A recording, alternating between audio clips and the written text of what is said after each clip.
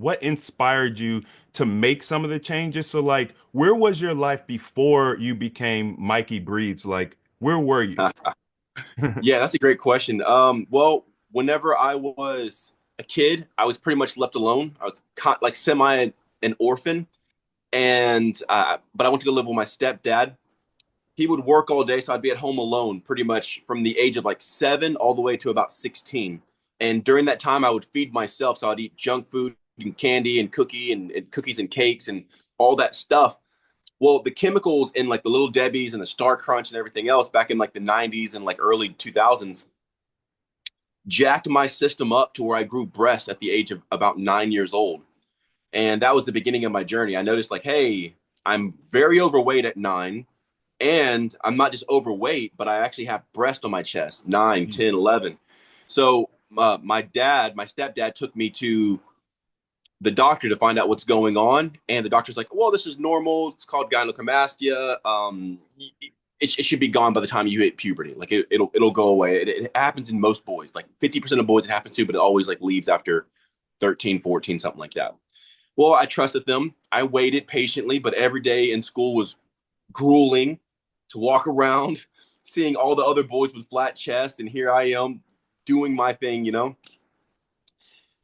Eventually 14 rolls around and they're still there. So I go back to the doctor and I'm like, hey, it's still here. Like, why hasn't it left yet? It hasn't even just not left. It actually got bigger.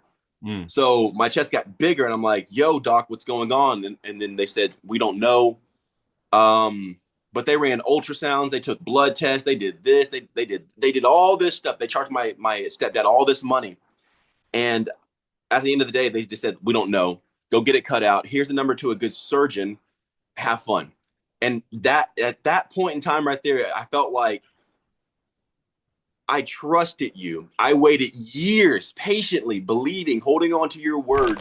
And at the end of it, you say, just go get surgery and get it cut out. At that point there, I was like, F this. I'm gonna figure this stuff out myself. And from the age of about 14, I started this journey. I ended up losing like in a month, I lost 60 pounds. I started fasting all at the age of like 14, 15. I started fast. And this is before the like internet. So I didn't Right. have the internet. There was no YouTube to look up videos or download pamphlets or guides or eat. There was none of that. I lived in the country on a one road, in a one road neighborhood with no internet. So I just started figuring this stuff out myself.